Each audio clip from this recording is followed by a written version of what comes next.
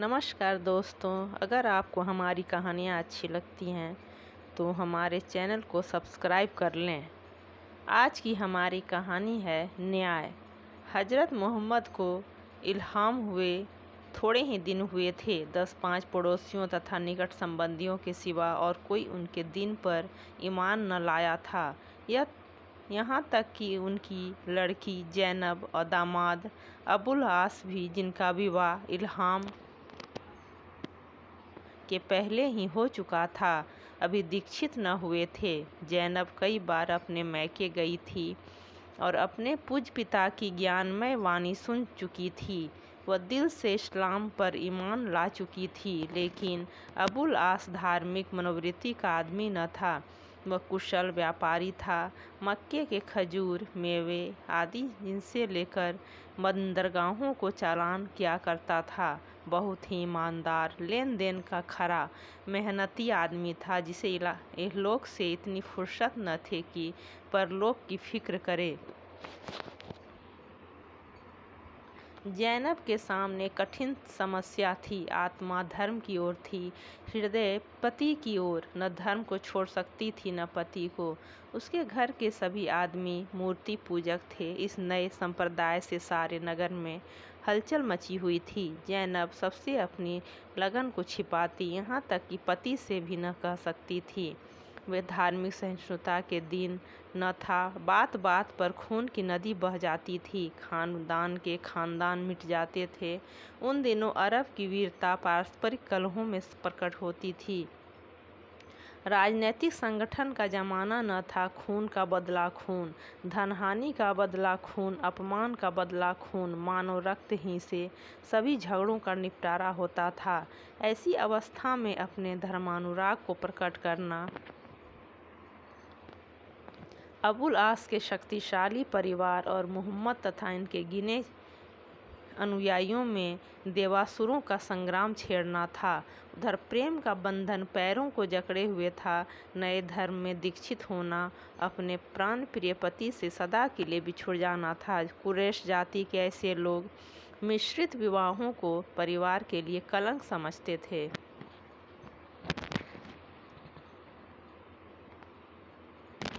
माया और धर्म की दुविधा में पड़ी हुई ज़ैनब कुढ़ती रहती थी।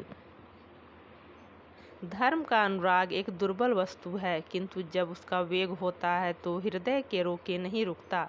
दोपहर का समय था। धूप इतनी तेज थी कि उसकी ओर ताकते आंखों से चिंगारियां निकलती थी। हजरत मोहम्मद चिंता में डूबे हुए बैठे हैं। निराशा चारों ओर अंधकार के रूप में दिखाई देती थी। खुजैदा भी सिर झुकाए पास ही बैठी हुई एक फटा कुर्ता सी रही थी। धन संपत्ति सब कुछ इस लगन की भेंट हो चुकी थी। शत्रुओं का दुराग्रह दिनों दिन बढ़ता जाता था। उसके मतानुयायियों को भांति भांति की यंत्रणाएं दी जा रही थीं। स्वयं हजरत का घर से निकलना मुश्किल था। यह खौफ होता था कि कहीं लोग उन पर ईंट पत्थर न फेंकने लगे। खबर आती थी, आज फलां मुस्लिम का घर लुट गया, आज फलां को लोगों ने आहत किया। हजरत ये खबरें सुनकर विकल हो जाते थे और बार बार खुदा से धैर्य और क्षमा की याचना करते थे। हजरत ने फरमाया, मुझे ये लोग अब यहाँ न रहने देंगे। मैं खुद सब कुछ झेल सकता हूँ, लेकिन अपने दोस्तों की तकलीफ़ें नहीं देखी जाती। खुजैदा, हमारे चले जाने से इन बेचारों की और भी कोई शरण न रहेगी। अभी कम से कम तुम्हारे पास आकर रो तो लेते हैं। मुसीबत में रोने का सहारा ही बहुत होता है। हजरत, तो मैं अकेले थोड़े ही जाना चाहता हूँ। मैं सब दोस्तों को साथ लेकर जाने का इरादा रखता हूँ। अभी हम लोग यहाँ बिखरे हुए हैं, कोई किसी की मदद को नहीं पहुँच सकता। हम सब एक ही जगह एक कुटुंब की तरह रहेंगे तो किसी को हमारे ऊपर हमला करने का साहस न होगा। हम अपनी मिली हुई शक्ति से बालू को ढेर तो हो ही सकते हैं, जिस पर चढ़ने का किसी को हिम्मत न।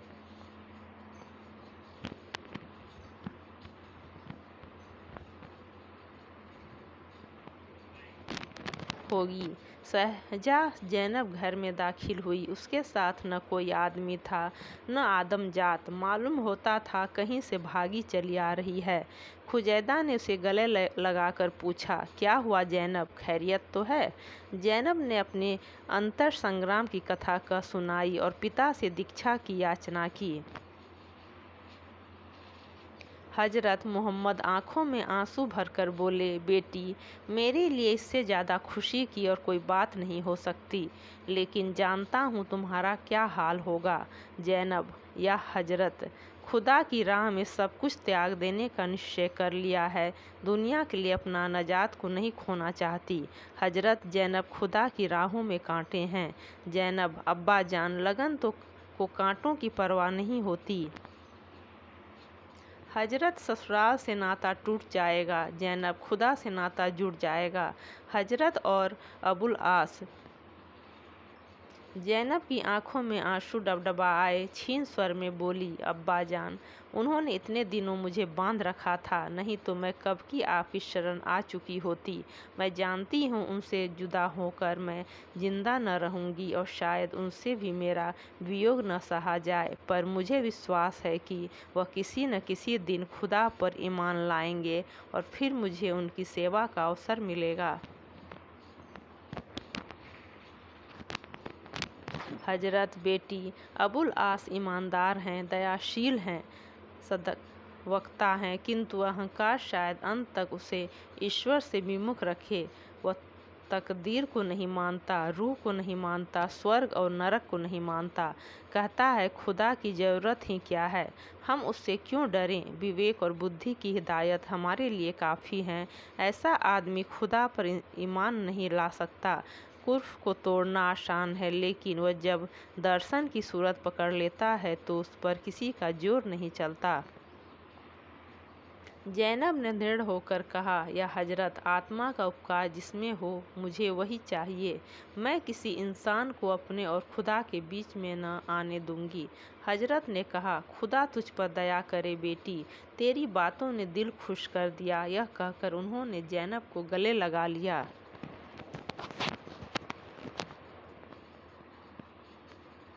दूसरे दिन ज़ैनब को यथाविधि आम मस्जिद में कलमा पढ़ाया गया। कुरैशियों ने जब यह खबर पाई तो जल उठे। गजब खुदा का, इस्लाम ने तो बड़े बड़े घरों पर भी हाथ साफ करना शुरू किया। अगर यही हाल रहा तो धीरे धीरे उसकी शक्ति इतनी बढ़ जाएगी कि हमारे लिए उसका सामना करना कठिन हो जाएगा। अबुल आस के घर पर एक बड़ी मजलिस हुई। अबू सुफियान ने, जो इस्लाम के दुश्मनों में सबसे प्रतिष्ठित मनुष्य था, अबुल आस से कहा, तुम्हें अपनी बीवी को तलाक देना पड़ेगा। अबुल आस ने कहा, हरगिज नहीं। अबू सुफियान, तो क्या तुम भी मुसलमान हो जाओगे?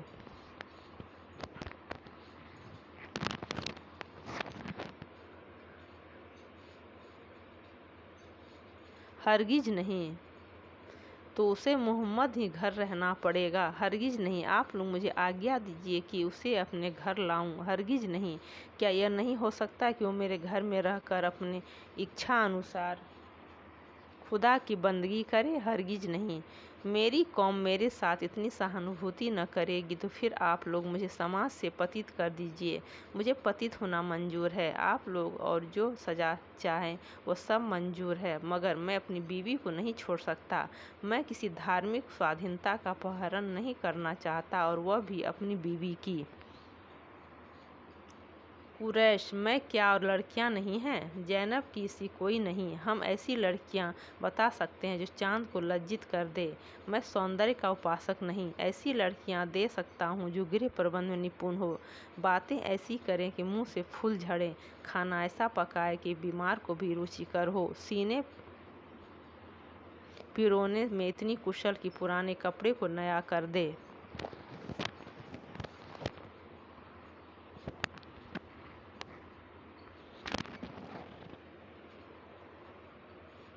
मैं इन गुणों में से किसी गुण का भी उपासक नहीं। मैं प्रेम और केवल प्रेम का उपासक हूँ, और मुझे विश्वास है कि ज़ैनब का सा प्रेम मुझे सारी दुनिया में कहीं नहीं मिल सकता। प्रेम होता तो तुम्हें छोड़कर यह बेवफाई करती। मैं नहीं चाहता कि मेरे लिए वो अपने आत्म स्वातंत्र्य त्याग करे। इसका आशय यह है कि तुम समाज में समाज के विरोधी बनकर रहना चाहते हो। आँखों की कसम, तो समाज तुम्हें अपने ऊपर यह अत्याचार न करने देगा। मैं कह देता हूँ, इसी के लिए तुम रोओगे।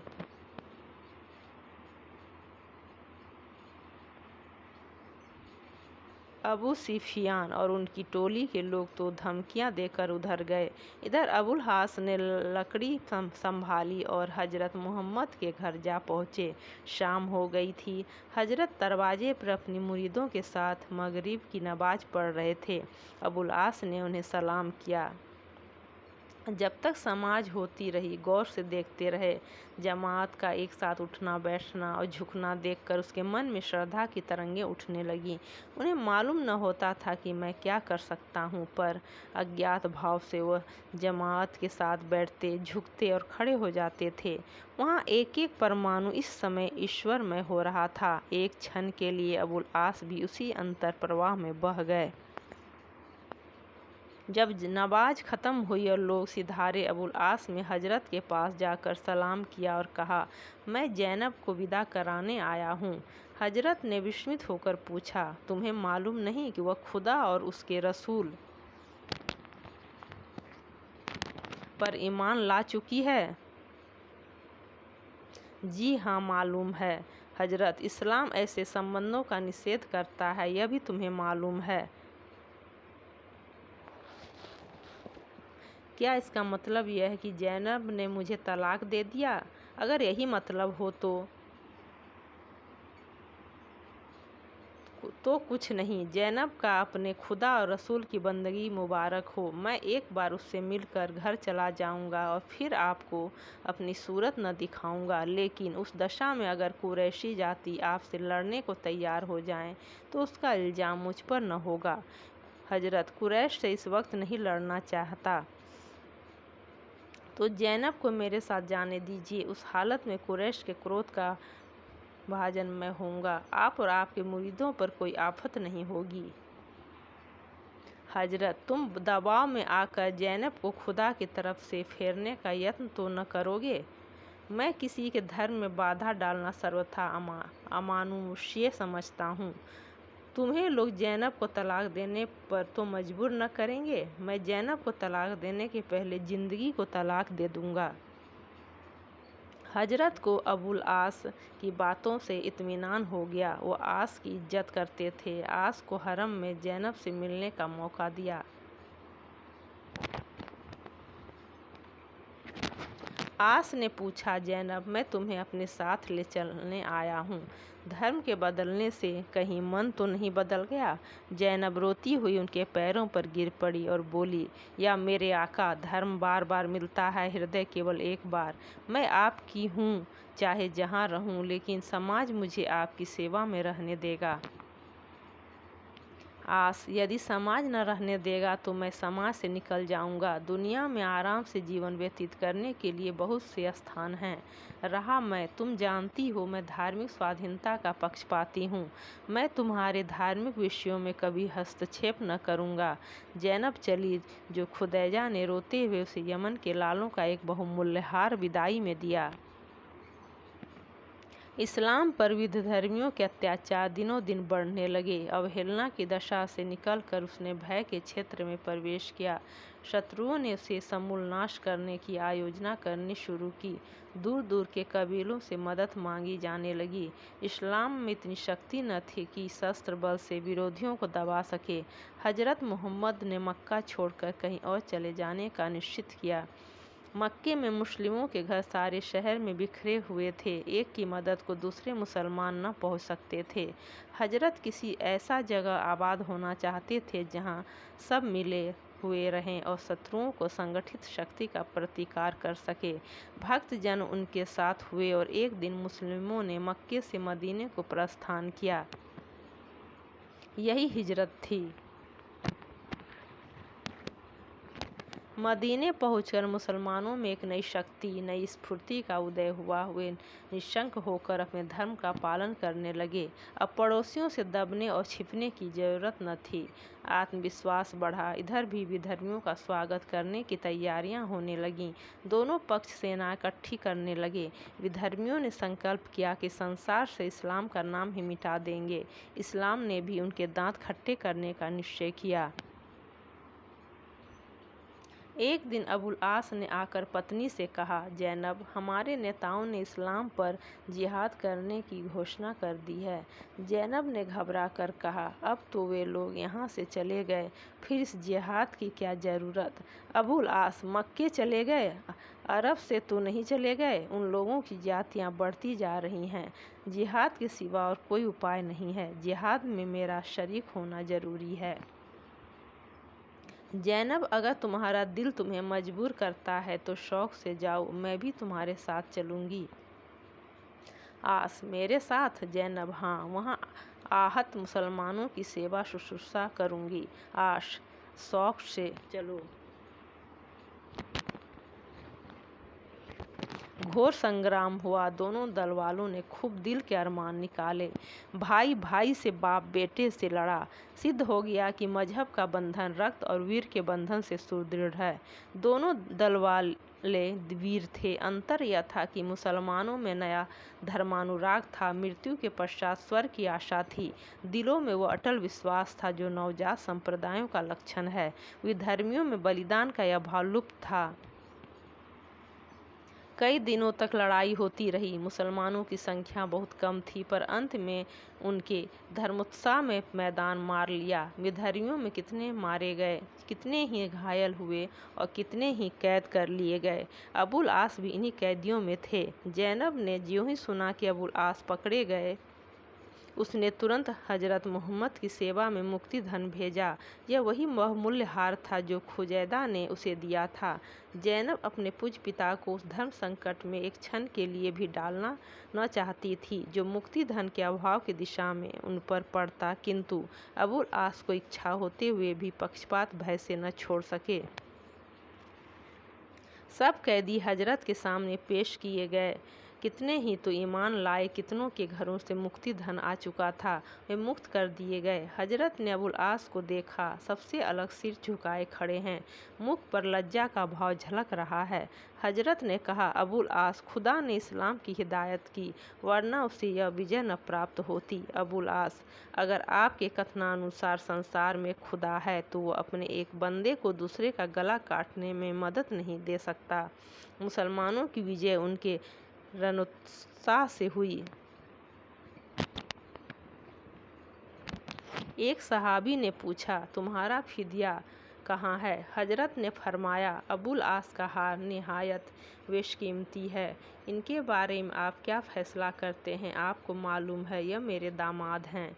अबू बकर, आज तुम्हारे घर में जैनब है, जिन पर ऐसे सैकड़ों हार कुर्बान किए जा सकते हैं। अबुल आस, तो आपका मतलब यह है कि जैनब मेरी फिदिया हो? जैद, बेशक हमारा मतलब है। अबुल आस, उससे तो कहीं बेहतर था कि आप मुझे कत्ल कर देते।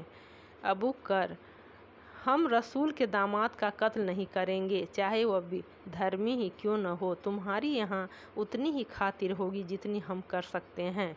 अबुल आस के सामने विषम समस्या थी। इधर यहाँ की मेहमानी में अपमान था, उधर जैनब के वियोग की दारुण वेदना था।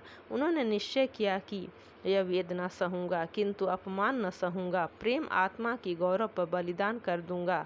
बोले, मुझे आपका फैसला मंजूर है। जैनब मेरी फिदिया होगी। मदीने में रसूल की बेटी की जितनी इज्जत होनी चाहिए उतनी होती थी। सुख का था, ऐश्वर्य था, धर्म था, पर प्रेम न था। अबुल आस के वियोग में रोया करती थी। 3 वर्ष 3 युगों की भांति बीते, अबुल आस के दर्शन न हुए। उधर अबुल आस पर उसकी बिरादरी का दबाव पड़ रहा था। विवाह कर लो, पर जैनब की मधुर स्मृतियाँ ही उसके प्रणय वंचित हृदय को तस्कीन देने में काफ़ी थी। वह उत्तरोत्तर उत्साह के साथ अपने व्यवहार में तल्लीन हो गया। महीनों घर न आता, धनोपार्जन ही अब उसके जीवन का मुख्य आधार था। लोगों को आश्चर्य होता था कि अब यह धन के पीछे क्यों प्राण दे रहा है। निराशा और चिंता बहुधा शराब के नशे से शांत होती है। प्रेम उन्माद से अबुल आस को धनोन्माद हो गया था। धन के आवरण में ढका हुआ यह प्रेम का नैराश्य था। माया के पर्दे में छिपा हुआ प्रेम वैराग्य। एक बार वो मक्के से माल लाद कर इराक की तरफ चला। काफिले में और भी कितने ही सौदागर थे। रक्षकों का एक दल भी साथ था। मुसलमानों के कई काफिले विधर्मियों के हाथों लुट चुके थे। उन्हें जो ही इस काफिले की खबर मिली, जैद ने कुछ चुने हुए आदमियों के साथ उन पर धावा कर दिया। काफिले के रक्षक लड़े और मारे गए। काफिले वाले भाग निकले। अतुल धन मुसलमानों के हाथ लगा। अबुल आस फिर कैद हो गए। दूसरे दिन हजरत मोहम्मद के सामने अबुल आस की पेशी हुई। हजरत ने एक बार उसकी करुण दृष्टि डाली और फिर सिर झुका लिया। साहिबियों ने कहा, या हजरत, अबुल आस के बारे में आप क्या फैसला करते हैं? मोहम्मद, इसके बारे में फैसला करना तुम्हारा काम है। यह मेरा दामाद है। संभव है कि मैं पक्षपात का दोषी हो जाऊं। यह कहकर वह मकान में चले गए। जैनब रो कर पैरों पर गिर पड़ी और बोली, अब्बा जान, आपने औरों को आज़ाद कर दिया, अबुल आस क्या उन सब से गया बीता है? हजरत, नहीं जैनब, न्याय के पद पर बैठने वाले आदमी को पक्षपात और द्वेष से मुक्त होना चाहिए। यद्यपि यह नीति मैंने ही बनाई है।